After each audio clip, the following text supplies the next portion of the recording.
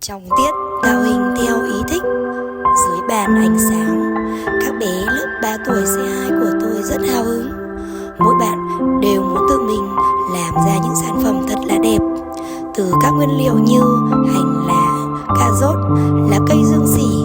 Có bạn thì dùng hành lá làm nhà, có bạn thì dùng lá dương sỉ làm cây, có bạn thì tạo từ củ cà rốt thành vườn hoa, dưa chuột làm mây.